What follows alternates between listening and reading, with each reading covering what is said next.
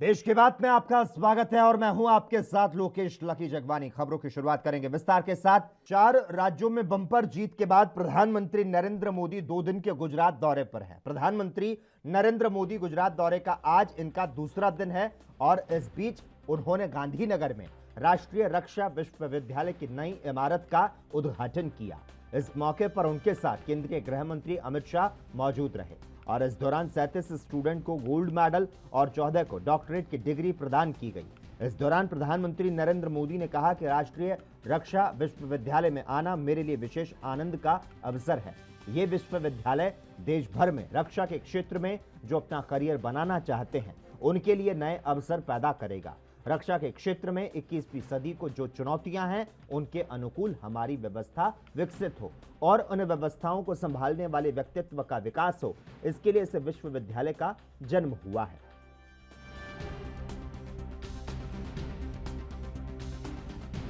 Teachers, parents के लिए बहुत बड़ा दिन है, लेकिन मेरे लिए भी एक यादगार अवसर है। जैसे अभी अमित भाई बता रहे थे,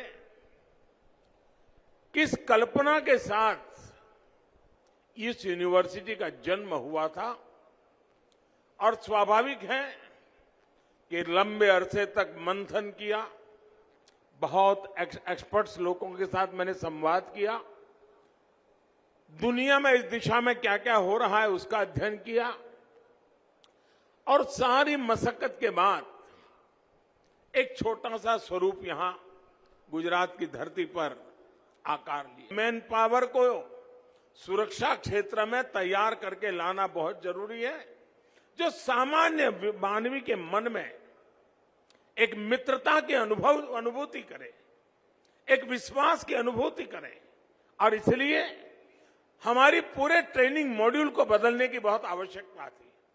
उसी गहन चिंतन में से भारत में पहली बार इस प्रकार का प्रयोग हुआ था, जो आज विस्तार होते होते राष्ट्रीय रक्षा यूनिवर्सिटी के रूप में आपके सामने प्रस्तुत है। रक्षा का क्षेत्र उसने अनेक रंग रूप ले लिए हैं, अनेक चुनौतियां पैदा हो गई हैं।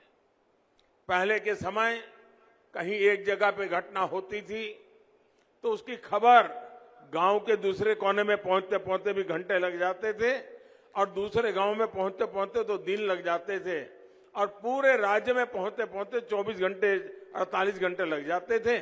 और उस दरमियान पुलिस बेड़ा अपनी व्यवस्थाएं कर लेता था, चीजों को संभाल पाता था। आज तेज गति से फ्रिक्शन ऑफ सेकंड में जब कम्युनिकेशन होता है, चीजें फैल जाती हैं।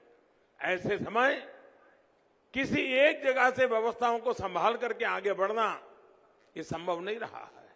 और इसलिए हर इकाई में एक्सपर्टाइज चाहिए, हर इकाई में सामर्थ्य चाहिए, हर इकाई में उस प्रकार के बल चाहिए, तब जाकर के हम स्थितियों को संभाल सकते हैं। संख्या बल से ज्यादा ट्रेन मैन पावर जो हर चीजों को संभाल सके, जो टेक्नोलॉजी को भी जानता हो, जो टेक्नोलॉजी को भी फॉलो करता हो, जो ह्यूमन साइकी भी जानता हो, जो यंग जनरेशन है उसके साथ डायलॉग करने के तौर तरीके जानता हो।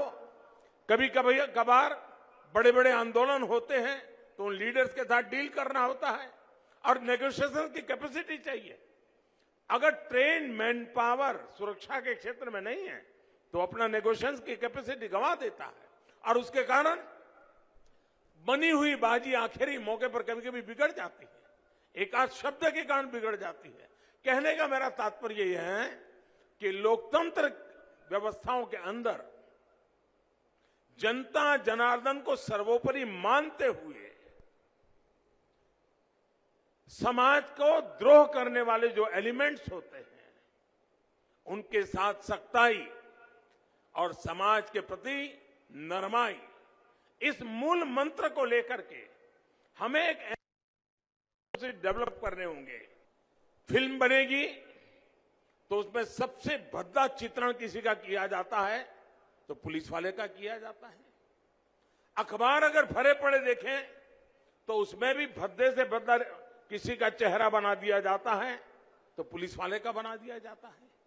और उसके कारण समाज में जिस प्रकार की सच्चाई पहुंचनी चाहिए, इन दिनों सोशल मीडिया के कारण हमने कोरोना कालखंड में देखा, यूनिफॉर्म में, पुलिस के यूनिफॉर्म में काम करने वाले लोग, उनकी कई वीडियो बहुत वायरल हुई। कोई पुलिस वाला रात को निकलता है, कोई भूखा है उसको खाना खिला रहा है, किसी के घर में लॉकडाउन के कारण दवाइयां नहीं है तो पुलिस के लोग जो मोटरसाइकिल पे जाकर के उनको दवाई पहुंचाते हैं।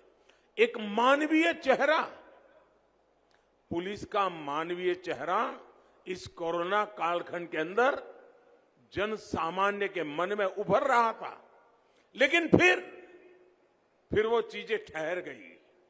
ऐसा नहीं कि काम बंद हुआ है, लेकिन जिन लोगों ने एक नैरेटिव बना के रखा हुआ है, और जब नकारात्मक वातावरण होता है तो अच्छा करने की इच्छा होने के बाद भी उसका मन में निराशा आ जाती है। सामान्य मानवीय के हकों की रक्षा, सामान्य मानवीय की सुरक्षा की चिंता, समाज जीवन के अंदर सुख चैन का वातावरण बना रहे उसकी चिंता, सामान्य समाज जीवन के अंदर एकता और सद्भावना बनी रहे, हर कोई अपना जीवन बड़े उमंग और उत्साह के साथ यापन कर सके, समाज जीवन के छोटे मोटे उमंग उत्साह के प्रसंग बड़े आनंद और गौरव के साथ होते चले, इस भूमिका के साथ समाज जीवन में हम अपनी भूमिका कैसे अदा कर सके। और इसलिए अब सिर्फ कद काठी के आधार पर सुरक्षा बले देश की सेवा कर पाएंगे, वो एक सीमित तक सही है, लेकिन एक बहुत बड़ा क्षेत्र बन गया है। 5 राज्यों के विधानसभा चुनावों में करारी शिकस्त के बाद कांग्रेस मंथन करने जा रही है। कांग्रेस ने रविवार को कार्य समिति की बैठक बुलाई है। यह बैठक दिल्ली स्थित एआईसीसी कार्यालय में शाम 4 बजे से होगी। इसमें 5 राज्यों में मिली हार और मौजूदा सियासी हालात को लेकर मंथन किया जाएगा। कांग्रेस कार्य समिति की बैठक से पहले कांग्रेस संसदीय दल की अध्यक्ष सोनिया गांधी ने रविवार को सुबह 10:30 बजे पार्टी के संसदीय रणनीति समूह की बैठक 10 जनपद पर बुलाई है। दरअसल 5 राज्यों में मिली असफलता के बाद कांग्रेस के भीतर संगठन में व्यापक बदलाव और सुधार के लिए नेतृत्व पर दबाव बढ़ने लगा है। समूह 23 यानी कि असंतुष्ट नेता पार्टी की मौजूदा हालात को बेहद ही चिंताजनक मान रहे हैं। G23 समूह के नेताओं की गुलाम नबी आजाद के आवास पर शुक्रवार को बैठक हुई, जिसमें लंबी मंत्रणा की गई। दिल्ली सरकार में स्वास्थ्य मंत्री सत्येंद्र जैन ने हिमाचल प्रदेश के शिमला में रोड शो किया। हिमाचल में सत्येंद्र जैन का ढोल बजाकर स्वागत किया गया और आपको बता दें कि इस दौरान आप नेता और दिल्ली के स्वास्थ्य मंत्री सत्येंद्र जैन ने कहा कि पंजाब विधानसभा चुनाव में आम जनता का सहयोग मिला, इससे आम आदमी पार्टी का उत्साह बढ़ा है और अब आप हिमाचल के सभी 68 विधानसभा सीटों से चुनाव लड़ेगी। हिमाचल में आपका मुकाबला भारतीय जनता पार्टी से होगा। कांग्रेस से आपको कोई चुनौती नहीं, आप बीजेपी को हराने का मंत्र जानती है।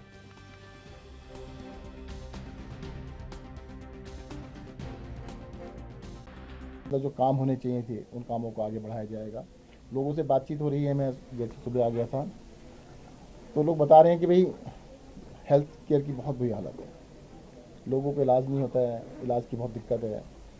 एजुकेशन के अंदर भी पिछले बहुत सालों से कुछ खास काम नहीं हुआ है, तो लोगों की जो मूलभूत सुविधाएं हैं उनकी तरफ ध्यान नहीं दिया गया है। हम लोगों के लिए, लोगों के एस्पिरेशन के लिए, उनकी बातों को समझ के उनको सॉल्व करने के लिए एक आम आदमी की सरकार बनाएंगे यहाँ पर, और हिमाचल के जो आम आदमी हैं वही सरकार चलाएंगे। और बिल्कुल पहली बार ऐसा होगा कि हिमाचल के अंदर, अभी तक क्या था, लोग एक बार बीजेपी बनाते हैं, उससे दुखी हो जाते हैं, उसको वोट ना दे के फिर अगली बार कांग्रेस को दे देते हैं, फिर कांग्रेस से दुखी होकर फिर बीजेपी को दे देते हैं, फिर बीजेपी से दुखी होकर फिर कांग्रेस को दे देते हैं। मतलब एक डॉक्टर के पास गए, उसकी दवाई ठीक नहीं लगी, डॉक्टर ठीक नहीं था जी, दूसरे डॉक्टर के पास चले गए, उस डॉक्टर वो भी ठीक नहीं था, फिर पहले वाले के पास चले गए। तो इस बार दोनों डॉक्टर बदलने की जरूरत है। तो इस बार तीसरे डॉक्टर आम आदमी पार्टी को सामने आएगी।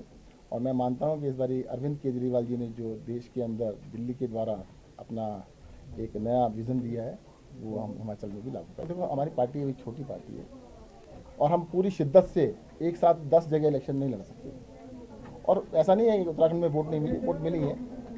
और हमने पंजाब के अंदर पूरी एनर्जी को फोकस किया था, क्योंकि ऐसा होता है कि एनर्जी को 10 जगह फोकस कर दीजिएगा तो फिर डिवाइड हो जाती है। हमारी पार्टी अभी बहुत बड़ी पार्टी नहीं है। हमने पंजाब में पूरी फोकस करके, पूरी प्लानिंग के साथ, पूरे शिद्दत से इलेक्शन। रेलवे और कपड़ा राज्य मंत्री दर्शना जरदोश ने 4 राज्यों में बीजेपी की जीत पर कहा कि जो योजनाएं जनता के विकास के लिए बनाई गई थी उसका फायदा बीजेपी को मिला। तो साथ ही कहा कि महिला वोटर्स ने ज्यादा भरोसा भारतीय जनता पार्टी पर जताया। हम लोगों को सभी स्टेट के अंदर कंफर्टेबल मेजोरिटी मिली है, तो कोई हड़बड़ी में कोई सरकार नहीं बनानी है। पार्टी की जो प्रोसेस होती है इसी में आगे जाके ऑब्जर्वर जाएंगे, वो हाउस ऑफ द लीडर पसंद करेंगे। इसके बाद में ये सब, क्योंकि 14 से पार्लियामेंट का सेशन भी शुरू हो रहा है, होली भी आने वाली है, तो अब जैसे तय होगा सबको पता चल जाएगा। गोवा में कब सरकार बनने जा रही है? मैं गोवा की प्रभारी रहूं। गोवा के सभी लोगों ने बहुत मेहनत की और जिस तरह से प्रधानमंत्री जी के नेतृत्व में 5 राज्यों में चुनाव में भारतीय जनता पार्टी के वोट शेयर भी बढ़े, बढ़त भी हुई और बहुत अच्छे से सबका प्रदर्शन रहा। तो ये इसलिए हो पाया कि प्रधानमंत्री जी के नेतृत्व में सभी स्टेट में जो भी योजना बनाई गई थी, गरीब लक्ष्य योजना, या तो लोगों को इनका अनुभव हुआ, खास करके महिला जो सबसे ज्यादा वोटर्स आधी आबादी के हैं, उन्होंने जो फील किया सबसे ज्यादा लाभार्थी वही थी, तो उसका बेनिफिट भारतीय जनता पार्टी को मिला। जो विश्वास था जो बढ़ा और उसके साथ में हम लोग आगे बढ़ रहे हैं, तो विकास की राजनीति कर रहे हैं और विकास सबको पसंद है। और इसीलिए प्रमोद सावंत जी की सरकार में 10 साल के बाद में भी गोवा में जो लोग सोच रहे थे, इससे ज्यादा कड़ी मेहनत के बावजूद लोगों ने बहुत भरोसा किया। जिस तरह से हालात है, वहाँ के जो रोड बने हैं, टूरिज्म को बढ़ावा मिला है, जो उन्होंने मैनिफेस्टो में जितनी बातें बताई है लोगों को पसंद आई और उसी के कारण से हम लोग 20 सीट मिली। उत्तर प्रदेश विधानसभा चुनाव में भारतीय जनता पार्टी के बम्पर सीटों से जीत के साथ ही योगी सरकार में मंत्री रहे सुरेश खन्ना ने शाहजहांपुर विधानसभा सीट पर जीतकर इतिहास रच दिया है। सुरेश खन्ना ने लगातार 9वीं बार शाहजहांपुर जीता है और पत्रकारों से रूबरू होते हुए सुरेश खन्ना ने यहां कहा कि शाहजहांपुर के लोगों की सेवा नहीं, पूजा की है। ये जीत माननीय प्रधानमंत्री जी के मार्गदर्शन और योगी जी के समर्पण भाव से जो जनता की सेवा की है, उसी का प्रतिफल है कि इतनी बड़ी जीत हुई है। उत्तर प्रदेश में 37 साल के बाद ये इतिहास दोहराया गया कि जिस पार्टी की सरकार 1985 में थी, पुनः उसी पार्टी की सरकार 85 में चुनाव के बाद बनी थी और 37 साल के बाद ये होने जा रहा है। इसके लिए मैं हृदय से उत्तर प्रदेश की जनता को और अपने कार्यकर्ताओं को, जिन्होंने रात दिन एक करके प्राणपण से जुटकर भारतीय जनता पार्टी को इस स्थिति में लाके खड़ा किया। देखिए, शाहजहांपुर में सबसे बड़ी बात ये थी कि शाहजहांपुर के लोगों की हमने पूजा की है, सेवा नहीं। और मुझे पूरा विश्वास है कि उसका कहीं न कहीं सिला हमको मिलता है वोट के रूप में। और मैं शाहजहांपुर की जनता का बहुत हृदय से धन्यवाद देता हूं कि उन्होंने हर परिस्थिति में, चाहे किसी की लहर हो या किसी की हवा हो, उन्होंने बीजेपी का ही साथ दिया और हमको इस स्थिति में पहुंचाया है। और हम हर सांस में उनको याद भी रखते हैं। और आगे भी हम शाहजहांपुर के ख़ास तौर से, मैंने कहा था कि इंडस्ट्रियलाइजेशन के मामले में हमारी प्राथमिकता रहेगी कि ज़्यादा से ज़्यादा रोज़गार सृजित हों और शाहजहांपुर में युवकों को रोज़गार मिले। कि चाहे हमारा प्रधानमंत्री कार्यालय हो, चाहे स्वयं प्रधानमंत्री जी हों, उत्तर प्रदेश के कोरोना के प्रबंधन के बारे में लोगों ने सराहना की। और चाहे एनएमसी हो,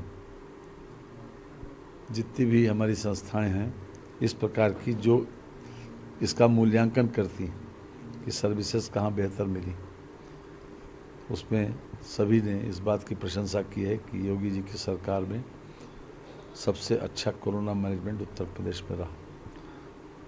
और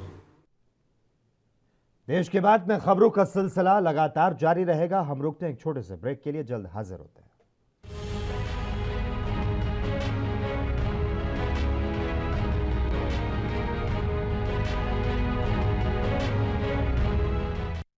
ब्रेक के बाद देश के बाद में एक बार फिर से आपका स्वागत है।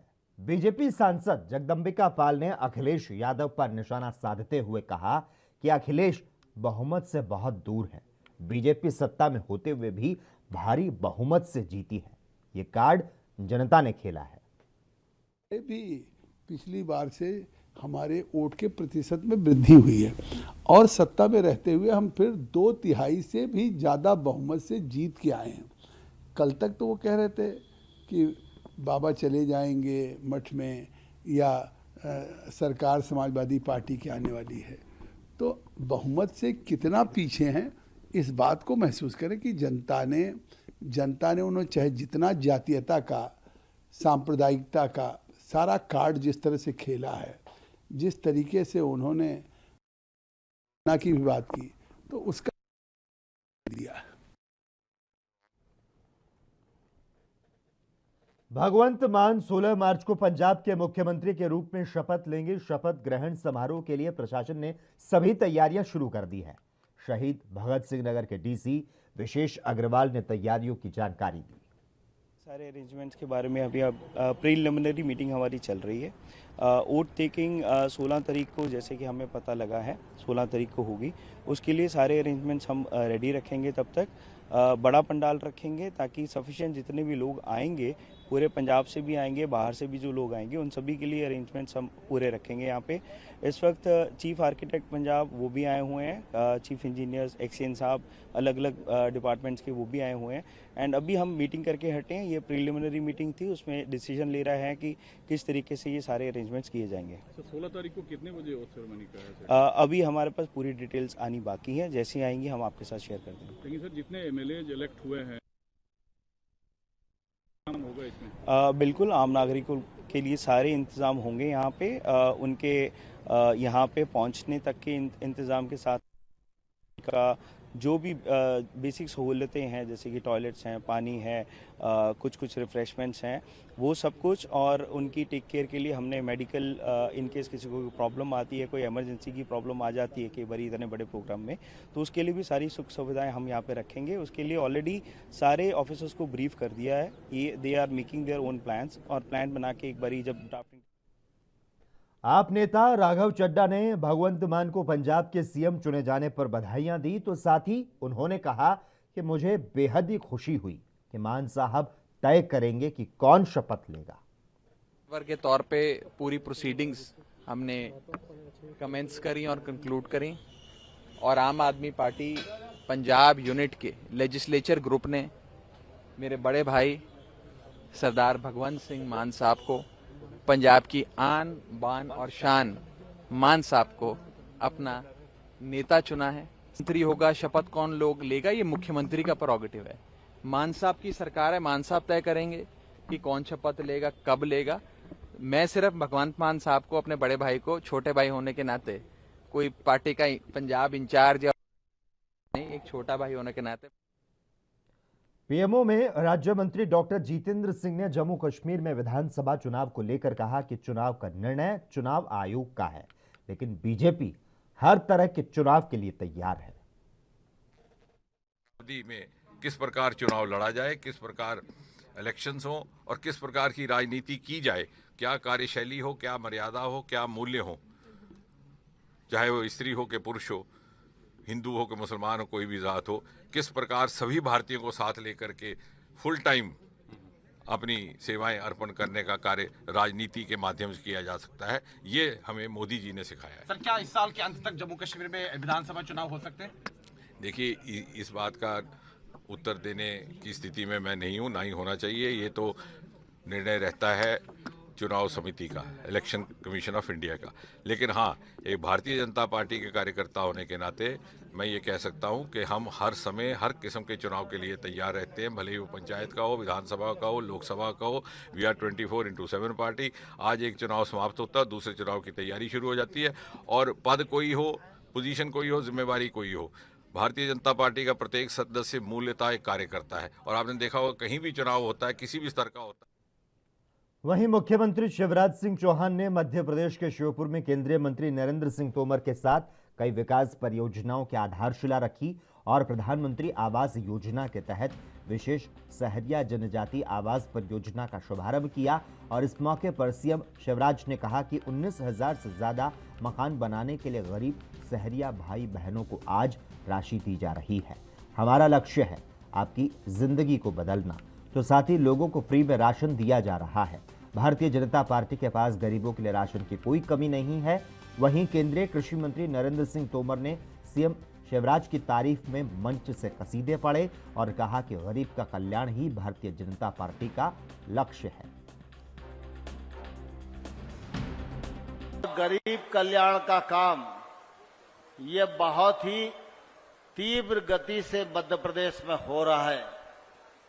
श्योपुर और विजयपुर में चाहे वो बिजली का क्षेत्र हो, चाहे सड़कों का क्षेत्र हो, चाहे तालाबों का क्षेत्र हो, हर क्षेत्र में पुल पुलिया बनाने से लेकर शिक्षा और स्वास्थ्य तक सारा काम शिवराज सिंह चौहान जी के नेतृत्व में इस श्योपुर जिले में करने का काम किया गया है। आप सब इस बात के साक्षी हैं कि एक कालखंड था जब किसी गरीब को आवास मिल जाएगा यह उसके लिए सपना हुआ करता था। लेकिन 2014 में नरेंद्र मोदी जी जब प्रधानमंत्री बने, नरेंद्र मोदी जी ने तय किया कि इस देश में कोई भी गरीब आदमी ऐसा नहीं बचना चाहिए जिसके पास अपना मकान नहीं हो। प्रधानमंत्री आवास योजना बनाई गई। इस आवास योजना के अंतर्गत 1.5 लाख रुपया प्रति गरीब भाई बहन शहरिया आदिवासी का मकान बनाने के लिए उपलब्ध कराए जा रहे हैं। और मुझे कहते हुए प्रसन्नता है, जब देश भर में 3 करोड़ घर नरेंद्र मोदी जी के नेतृत्व में बनाए गए, तो देश भर में अगर तुलना करें तो सबसे ज्यादा मकान गरीब और आदिवासियों को बनाकर दिए जाने का काम शिवराज सिंह चौहान जी के नेतृत्व में इस मध्य प्रदेश की धरती पर हुआ है। इस क्षेत्र के लिए आनंद का दिन है, उत्सव का दिन है, प्रसन्नता का दिन है। मेरे बहनों और भाइयों, एक बार फिर ताली बजा के प्रधानमंत्री नरेंद्र मोदी जी को धन्यवाद दें, नरेंद्र सिंह तोमर को धन्यवाद दें, हमारे नेताजी को, और मध्य प्रदेश की भारतीय जनता पार्टी की सरकार को भी धन्यवाद दें। मेरी प्रिय बहनों और भाइयों, ये भारतीय जनता पार्टी की सरकार है। हमारा लक्ष्य है आपकी जिंदगी बदलना, आपकी जिंदगी बदलना, आपकी जिंदगी में परिवर्तन लाना। और जिंदगी बदलने का मतलब क्या है? गरीब को जीने की सुविधाएं उपलब्ध करा दो। मेरे प्रधानमंत्री नरेंद्र मोदी जी भी कहते हैं हमारे, और आज शिवराज सिंह चौहान भी कह रहा है। मेरे बहनों और भाइयों, भारतीय जनता पार्टी की सरकार सबसे पहले गरीबों की सरकार है, माताओं बहनों की सरकार, इन बेटा बेटियों की सरकार है। सबसे पहले गरीब, बोलो होना चाहिए कि नहीं गरीब? सबसे पहले बोल के बताओ, गरीब होना चाहिए कि नहीं? ऐसे नहीं, गरीब को बोलना पड़ेगा तब आगे बढ़ेंगे। होना चाहिए कि नहीं गरीबों के काम? और इसलिए पंजाब विधानसभा चुनावों के नतीजों को लेकर कांग्रेस के दिग्गज नेता सुरजीत सिंह धीमान ने कहा कि जब तक कांग्रेस का गांधी परिवार से पीछा नहीं छूटता तब तक कांग्रेस आगे नहीं बढ़ सकती। मैं तो खुद अपनी पार्टी में रहते हुए विरोधी दल की भूमिका निभाता रहा हूं और आगे भी निभाता रहूंगा। पंजाब में कांग्रेस की हार के लिए एक दूसरे नेता पर आरोप लगाने से कुछ नहीं होगा।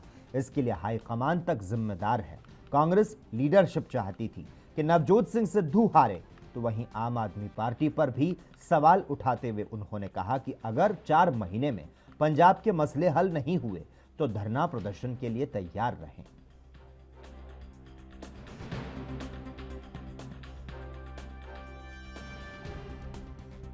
ਮੈਂ ਆਖਿਆ ਕਮੀ ਨਹੀਂ, ਕਮੀਆਂ ਸਾਰੇ ਪਾਸੇ ਰਹੀਆਂ।